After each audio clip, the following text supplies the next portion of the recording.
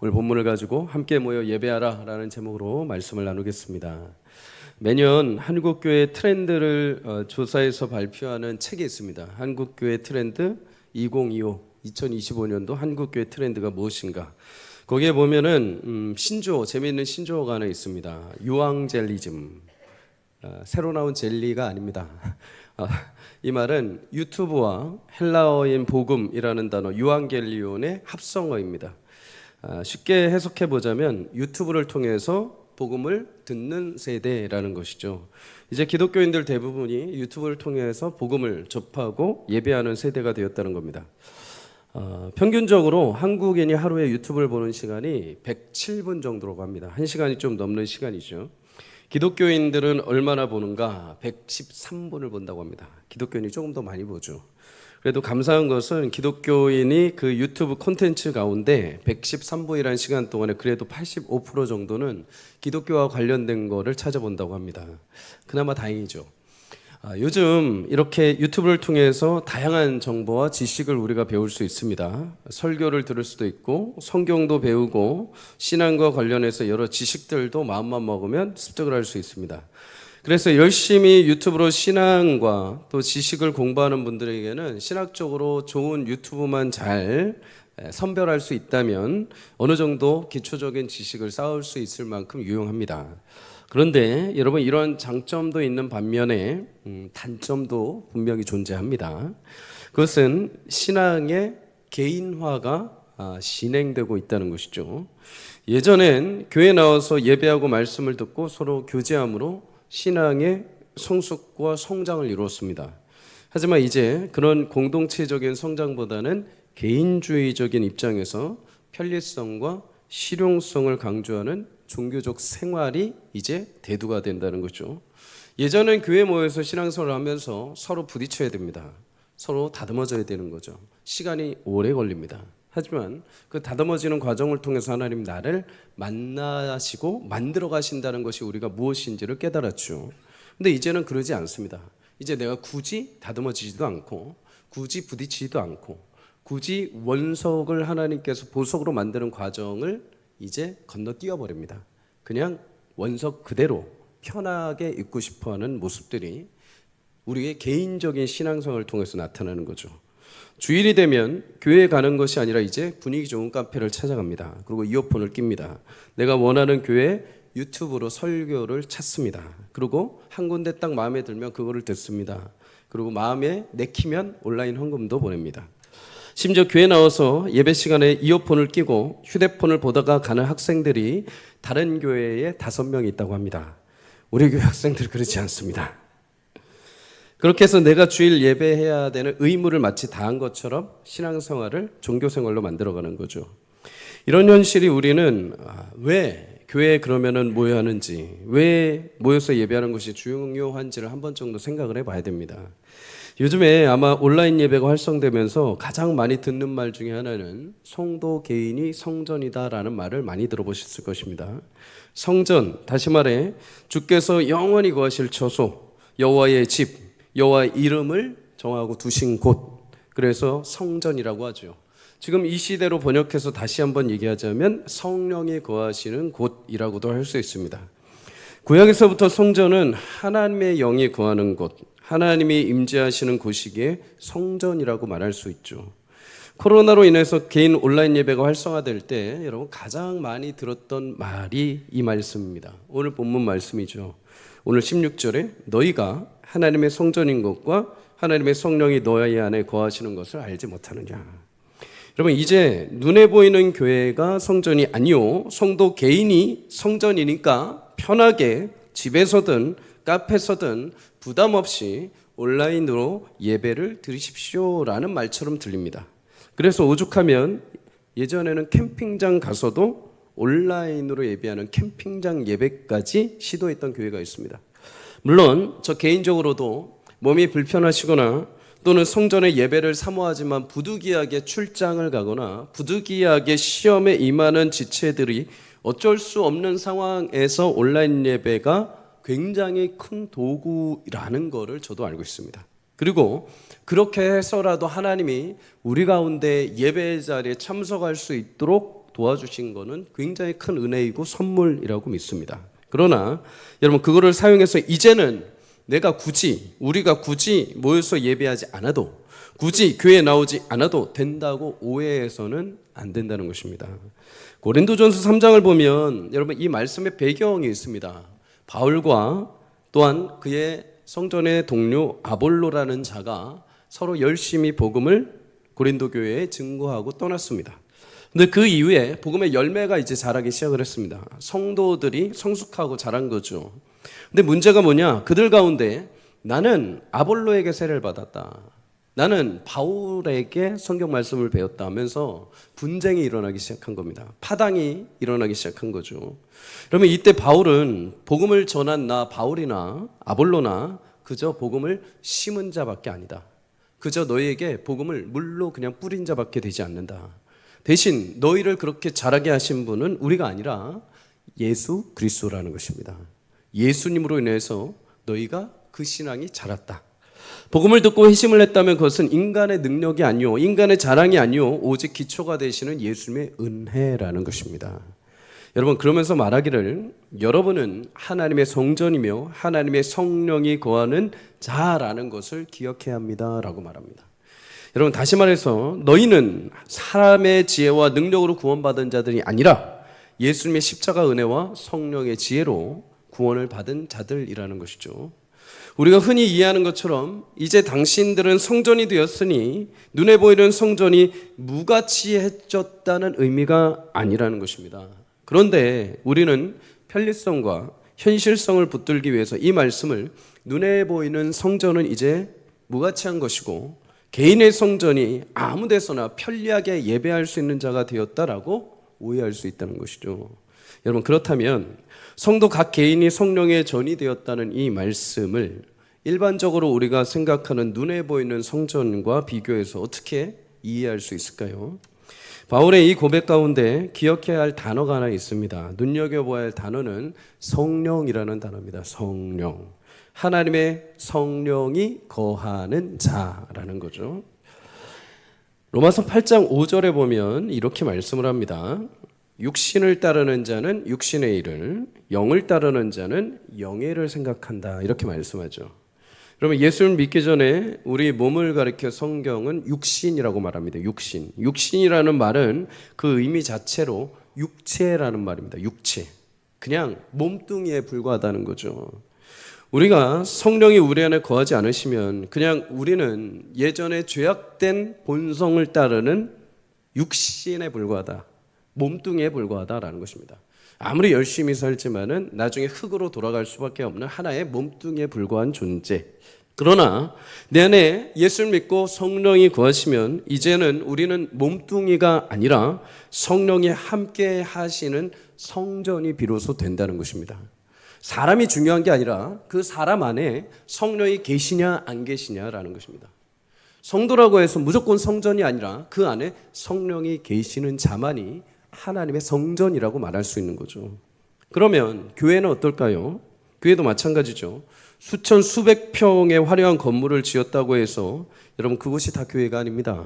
그곳에 성령이 거하지 않으시면 그냥 커다란 건물 덩어리에 불과합니다. 그러나 아무리 작아도 아무리 지하라 해도 아무리 협소해도 성령이 거하시면 그것은 하나님이 거룩한 성전이 되는 줄 믿습니다.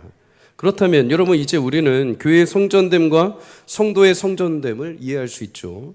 하나님은 구약에서부터 성전을 통해서 그의 백성들과 약속하신 장소에서 만나주셨습니다. 그곳은 하나님이 특별하게 정하신 곳이요, 구별한 자들만 나올 수 있는 곳이었죠. 그런데 이제 예수님을 통해서 하나님은 그 성전의 은혜를 흘러넘치게 하셨습니다.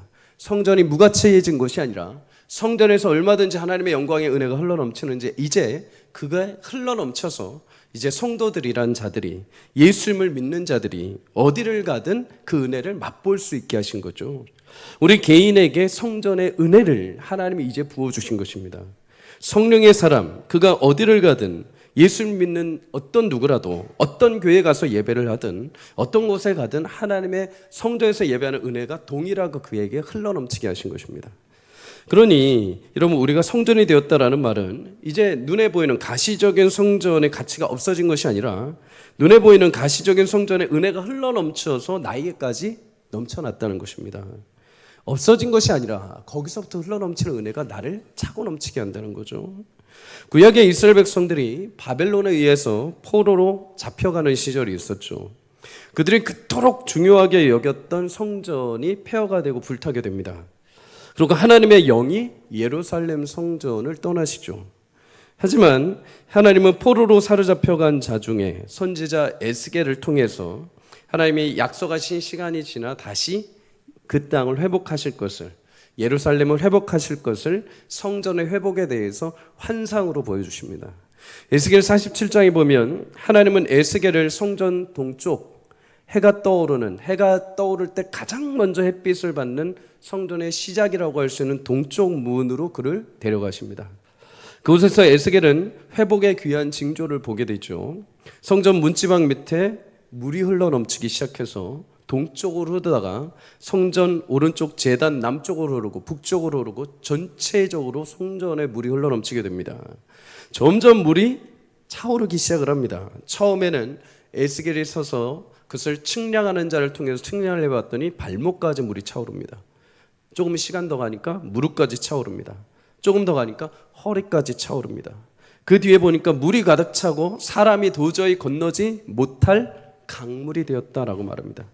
그리고 마침내 성전에서 흘러넘치는 그 강물이 이제 바다, 곧 예루살렘 옆에 있는 사해까지 흘러가 죽었던 그 바다가 살아나고 그 물이 흐르는 곳마다 생물이 살고 고기가 심이 많고 죽었던 것이 다시 살아나기 시작했다라고 말합니다. 그리고 마지막으로 에스겔 47장 12절에 이렇게 말합니다. 우리 다 함께 읽습니다. 시작. 강 좌우가에는 각종 먹을 과실나무가 자라서 그 잎이 시들지 아니하며 열매가 끊이지 아니하고 달마다 새 열매를 맺으리니 그 물이 성소를 통하여 나옴이라. 그 열매는 먹을 만하고 그 잎사귀는 약재료가 되리라. 아멘. 여러분, 모든 은혜의 시작은 성소에서 시작되는 줄 믿습니다. 하나님이 에스겔에게 환상을 보여주셨던 성전을 통해 거룩한 생수의 은혜가 흘러넘치는 역사가 우리 교회를 통해서 흘러넘치기를 주 이름으로 축복합니다. 성전에서 하나님의 그 은혜의 샘이 흘러넘쳐서 여러분의 심령과 여러분의 성전된 여러분의 심령과 삶 가운데도 동일하게 흘러넘치기를 주 이름으로 축복합니다. 그랬을 때 무너졌던 자가 다시 일어나게 되는 거죠. 상심했던 자가 성전의 은혜가 흘러넘쳐서 내 심령까지 찾아와서 마음이 치유되는 거죠. 성전의 은혜가 흘러넘쳐서 하나님의 역사하시는 영에 거하는 성령이신 성전이신 여러분에게까지 흘러넘쳐서 그동안 내가 열매 맺지 못했던 인생이 열매를 맺기 시작을 하는 것입니다. 김환영 시인이라는 분이 있습니다. 김환영 시인, 그분이 지은 시 중에 울꽃이라는 제목이 있습니다. 울꽃이라는 시. 그 시는 이렇게 시작을 합니다. 할머니 어디 가요? 예배당 간다. 근데 왜 울어? 왜 울어 가요? 울려고 간다. 왜 예배당 가서 울어요? 울 때가 예배당밖에 없어서 간다. 여러분, 예전 우리 믿음의 선조들은 힘든 일, 어려운 일, 고단한 일 무조건 다 어디로 갔습니까? 교회로 왔습니다. 무조건 내가 아침이 됐든 점심이 됐든 저녁이 됐든 내가 고단하든 피곤하든 어렵든 눈물이 나든 어떤 일이 있어도 힘들고 문제가 생기면 무조건 다 교회 왔습니다. 무조건 교회 와서 성전에 누가 있든지 없든지 간에 성전에 불이 꺼져 있든지 간에 마루바닥에 있든지 간에 가서 하나님을 주구장창 찾았습니다. 말 그대로도 그냥 교회 와서 우는 거죠. 교회 와서 자신 기도 탄식하며 하나님 앞에 긍휼 베풀어 달라는 거죠. 왜요? 교회 오면 하나님 만나기 때문입니다. 교회 오면 기도할 때 하나님 나 안아주시기 때문입니다. 교회 오면 하나님께서 그 기도 들으시고 내 마음 변화시켜 주시기 때문입니다. 죽을 것 같아서 교회 와서 기도하면 하나님께서 마음에 힘 주셔서 또 가서 그 모진 인생을 살아내는 것이죠.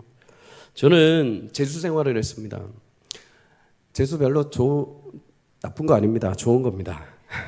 인생을 배웁니다. 제 교회 모교에 동기들이 12명 있었습니다. 12명. 그런데 여러분, 저는 그 12명 가운데 교회에 정말 열심히 사역했던 자입니다. 어려서부터 초등학교 유년부 시절부터 성가대를 했습니다. 초등학교는 안 한 거 없습니다. 중학교 시절 안 한 거 없습니다. 일명 에이스였습니다. 에이스. 그런데 여러분, 12명 중에 저만 유일하게 대학교를 떨어졌습니다. 얼마나 서럽던지요. 얼마나 하나님 원망스럽던지요. 하나님 제가 그렇게 열심히 했는데, 저 어려서부터 어머니 말 듣고 아버지 말 듣고 하나님 음성 듣고 사람들 격려받으면서 이렇게 내가 열심히 했는데 어떻게 나 이렇게 창피하게 나 혼자 떨어뜨리십니까? 의지할 곳이 없어요. 너무 힘들어요. 교회 가니까 너무 창피한 거죠. 주일날 일부 예배, 목사님 예배 딱 듣고 바로 학원으로 가버립니다. 공부하러. 그런데 여러분 혼자서 못 하겠더라고요. 한 일주일 하다가 이제 그때서부터 하나님 앞에 다시 나오기 시작을 했습니다. 새벽에 아침에 학원 가기 전에 잠깐 들려서 기도하고, 저녁에 10시에 학원 끝나면 와서 교회에서 지하에서 앉아서 기도를 하기 시작을 했습니다. 처음 6개월 동안에는 막 눈물이 나면서 막 원망만 나옵니다. 원망과 기도만 막 나옵니다. 그런데 6개월 지나면서부터 여러분 그 눈물의 기도가 감사의 기도로 바뀌기 시작을 합니다. 혼자 나와서 그 지하에 앉아가지고 캄캄한데 기도하면서 찬양하는데 하나님이 저에게 문득 그 은혜라는 게 무엇인지 알려주셨습니다. 은혜라는 게 내가 열심히 무엇을 해서 하나님 나에게 보답 주는 것이 아니라, 내가 열심히 다른 친구들보다 이만큼 했으니까 좋은 대학 붙여주는 게 아니라, 내가 하나님 앞에 이만큼 했으니까 나의 자존심을 살려주시는 것이 아니라, 계속해서 나를 하나님이 밟으시고 때로 나를 창피하게 하실지라도 그곳에서 하나님은 나를 만나주시는 거. 이게 내 힘으로 하는 게 아니라, 구원이 내 힘으로 가는 게 아니라, 나의 자만으로 가는 게 아니라 전적인 하나님의 은혜로 가는 것이구나. 그때 하나님의 은혜를 체험했습니다. 그때 그 원망이 기쁨과 감사의 찬송으로 변하기 시작했습니다. 내가 재수해서 대학교만 가봐라, 니들 다 죽었어, 이게 아니라 그때서부터 기도가 바뀌었습니다. 하나님, 제가 대학교 가서 더 신실하게 훈련받아서 하나님 열심히 제가 신앙생활을 했습니다. 그래서 대학교 가가지고 또 훈련단체에 들어가서 신앙생활을 열심히 했습니다. 여러분, 그 고단했던 시간들 속에 저를 하나님께서 다듬어 가신 시간은 교회였습니다. 지하에 나와 하나님 앞에 독대하며 눈물로 했던 그 기도의 시간들이 온전하게 세워져 가는 시간으로 만들어 주셨습니다. 여러분, 인생의 많은 고초의 어려움을 경험했던 다윗, 그는 그렇게 고난 가운데 늘 사모했던 것이 있습니다. 그렇게 여기저기 쫓겨다니면서 바쁜 광야에서의 나그네 인생을 살면서도 항상 그가 주구장창 외쳤던 게 있습니다. 시편 27편 4절에서 5절입니다. 우리 함께 읽겠습니다. 시작. 내가 여호와께 바라는 한 가지 일, 그것을 구하리니 곧 내가 내 평생에 여호와의 집에 살면서 여호와의 아름다움을 바라보며 그의 성전에서 사모하는 그것이라. 여호와께서 환난 날에 나를 그의 초막 속에 비밀히 지키시고 그의 장막 은밀한 곳에 나를 숨기시며 높은 바위 위에 두시리로다. 아멘. 여러분, 인생의 고단한 시간을 보내는 가운데 다윗의 유일한 소원이 있다면 그것은 원수 사울을 없애주십시오, 자신의 명성을 회복시켜 주십시오, 원수들 모두 물질러 주십시오가 아닙니다. 그의 소원은 딱 하나입니다. 여호와의 집, 여호와의 집. 내가 비록 광야에 살고 지금 내가 이 아둘람굴에 있을지라도 성전에 거하는 일, 아침마다 내가 성전에 거하며 주님을 뵙고 주님을 찬양하고 주님을 기도하는 것, 그것이 내게 유일한 소원이다. 왜? 그분만이 나를 환난 날에 지켜주시고 높은 바위 위에 세워주시기 때문이다. 사랑하는 여러분, 어려움과 힘든 일이 있을 때마다 성전에 나와 하나님의 크신 은혜와 위로를 누릴 수 있기를 주의 이름으로 축복합니다. 우리가 성전이 되었다는 것은 이제 누구라도 언제라도 성전에 나와 예배할 때 하나님 만나주신다는 것입니다. 누구라도 어떤 상황이라도 나와서 기도할 때 하나님께서 그 기도를 들으시고 환난 날에 건지시고 바위 위에 세우시는 역사를 베풀어 주실 줄 믿습니다.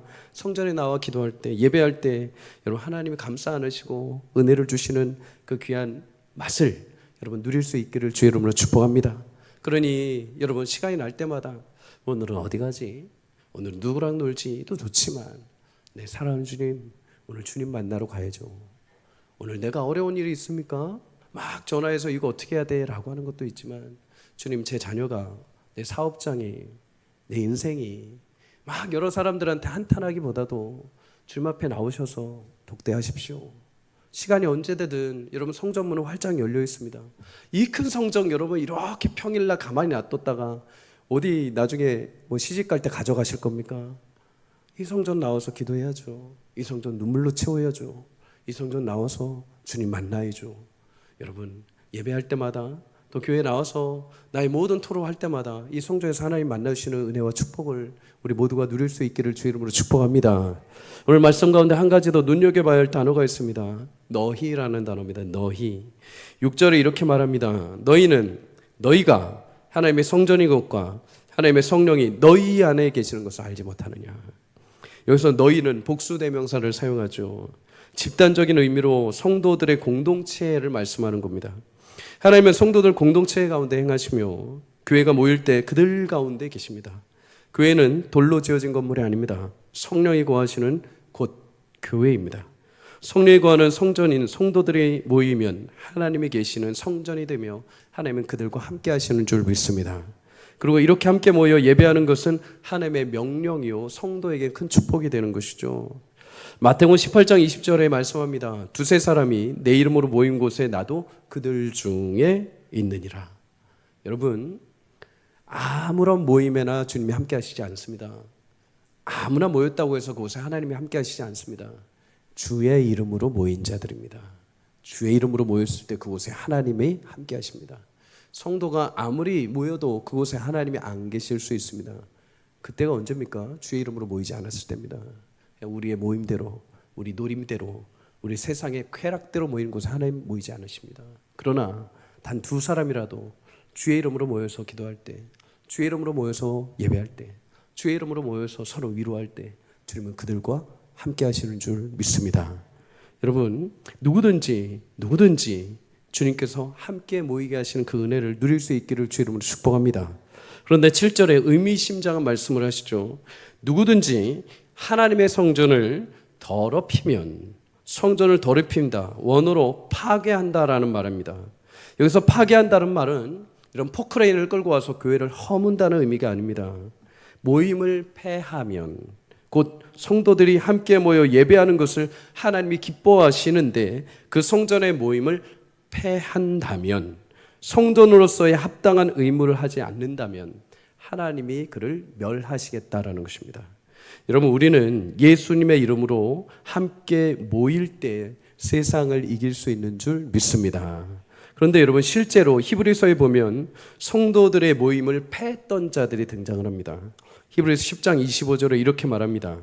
모이기를 피하는 어떤 사람들의 습관과 같이 하지 말고 오직 권하여 그날이 가까이 오물 볼수록 더욱 그리하자. 성경은 성도가 신앙생활을 하고 점점 시간이 갈수록 예배를 사모하고 성전에 모이려는 사람들도 있지만, 반대로 시간이 갈수록 주님 오신 날이 가까워 올수록 예배의 모임을, 성도들의 모임을 사모하는 자들도 있지만 반대로 피하고자 하는 자들도 있다. 포기하게 만드는 자들도 나타난다라고 말씀을 합니다. 요즘에도 그런 사람들이 있죠. 앞서 말씀드린 것처럼 개인의 몸 성전 신학을 만들어서 교회 신앙, 교회 공동체를 해체하려고 합니다. 자꾸만 분리시키려고 하는 거죠. 여러분, 성경은 언제라도 우리한테 개별적으로 분리되라고 말씀하신 적이 한 번도 없습니다. 너희는 모여 있어라 라고 말씀하십니다. 성전에 함께 모여서 예배했다. 그들이 집에서 함께 모여서 함께 나눔을 했다. 항상 모이는 것입니다. 여러분, 하나님께서 우리를 모이게 하신 하나님의 크신 은혜가 있죠. 그런데 반대로 이런 사람들은 다 해체시켜 버립니다. 그런데 여러분, 모임을 폐하는 이런 자들의 특징이 한 가지 있죠. 그것은 폐하는 습관이라고 말합니다. 폐하는 습관. 처음에는 어쩔 수가 없어. 이번 주는 일이 있어서 피곤해서 그렇게 해서 한두 번 빠지는데, 여러분, 그것이 점점 어떻게 되느냐? 습관이 되기 시작했다고 합니다. 습관. 여러분, 습관은 결국 그 일생 일대의 기록이 됩니다. 그게 삶이 되는 거죠. 우리도 성전에 올 때 여러분 습관이 있습니다.